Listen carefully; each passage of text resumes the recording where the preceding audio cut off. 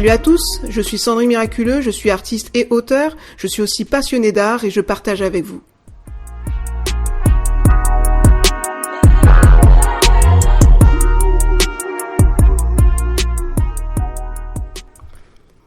Êtes-vous un artiste ou non ? Un soir d'hiver allongé sur mon canapé, je m'interrogeais sur ma destinée dans ce monde. Une question me préoccupait. Je suis une artiste ou non ? Cette épitaphe qui illustre la coque de mon smartphone amuse généralement mes interlocuteurs. Comme Jésus face à ses disciples leur demandant sans douter « Qui dites-vous que je suis ?» Alors si comme moi, vous doutez parfois de votre talent artistique, je vous invite à poursuivre ce podcast, car vous y trouverez certainement des réponses. Alors un artiste c'est quoi ? Par définition, un artiste est une personne qui se voue à l'expression de l'esthétique et qui pratique l'art. D'autres définiront l'artiste comme celui qui fait une œuvre, qui maîtrise un art, un savoir, une technique et dont on remarque la créativité et l'originalité de sa production, de ses actions et de sa gestuelle.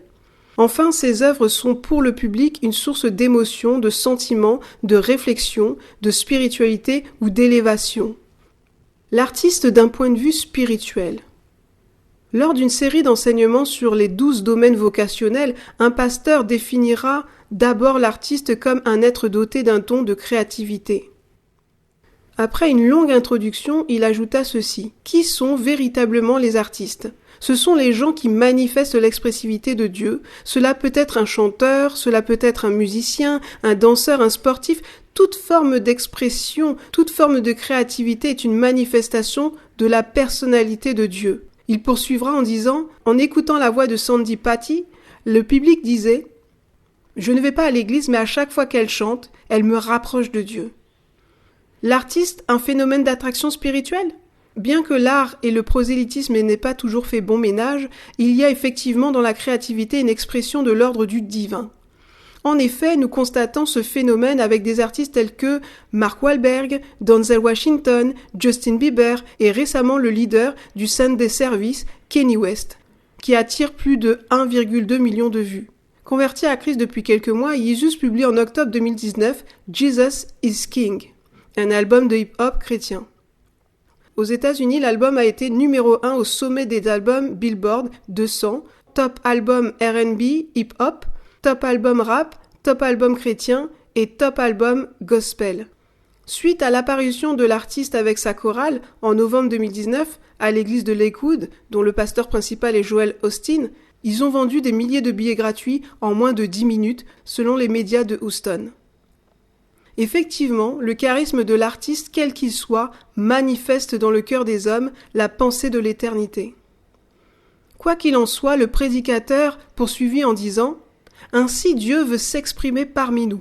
Mais il y a des gens qui empêchent l'expression du génie de la créativité. À l'instar d'un peintre qui peint un ouvrage et dont la peinture est sabotée, c'est comme si on arrachait son cœur. Dieu veut s'exprimer par notre intermédiaire. Quand Dieu créa le ciel et la terre, il s'est exprimé par la créativité. » Finalement, il conclut sa prédication par cette affirmation. Dieu est un artiste. Qu'est-ce qui fait qu'un être humain soit différent de tous les autres ? C'est sa créativité. Votre force est dans la créativité. Comme le dit un passage de la Bible, si tu vois un homme habile dans son ouvrage, il se tient auprès des rois. Il ne se tient pas auprès des gens obscurs. Artiste, vous avez de la valeur aux yeux du Créateur. Certainement, Jésus n'avait aucun doute sur son identité.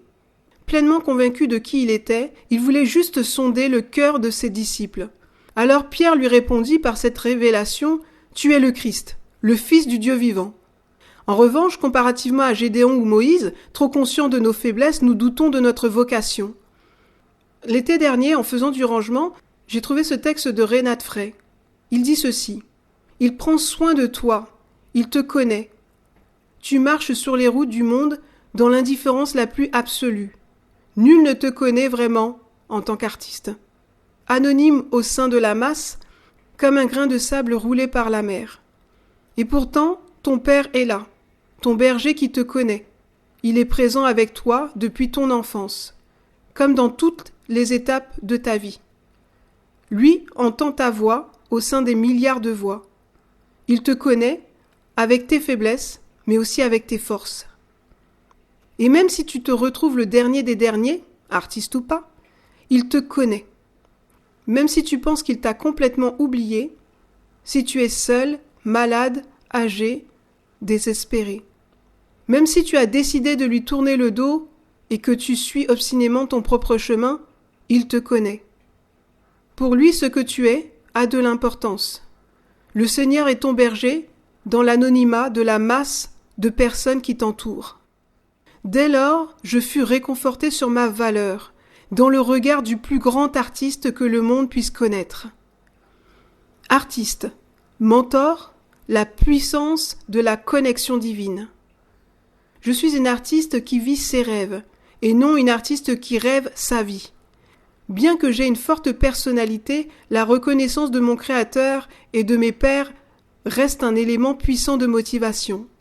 Considérant par exemple la sortie de mon premier livre, Artistes et culture et les chrétiens dans tout ça, qui fit un bon démarrage, mais qui ne rencontra pas le succès escompté pour l'instant. Malgré cette réalité, oubliant ce qui est en arrière, j'ai dû me porter vers ce qui est en avant, l'écriture d'un deuxième livre, même si les prémices d'un succès auraient été encourageants. Mais en réalité, les voix de Dieu ne sont pas nos voix, et ses pensées ne sont pas nos pensées. Autant que les cieux sont élevés au-dessus de la terre, autant ses voix sont élevées au-dessus de nos voix, et ses pensées au-dessus de nos pensées. Ainsi, comme le dit la Bible, si le grain de blé tombé en terre ne meurt pas, il reste seul. Mais s'il meurt, il porte beaucoup de fruits. La confiance en soi, en Dieu. De ce fait, suite à une longue analyse introspective, durant l'été 2019, je décidai de méditer sur le pouvoir de la confiance en soi de Brian Tracy. Dès lors, je devais suivre les instructions suivantes.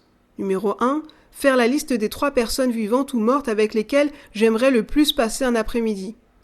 Numéro 2, écrire pourquoi j'aimerais passer un après-midi en compagnie de ces personnes.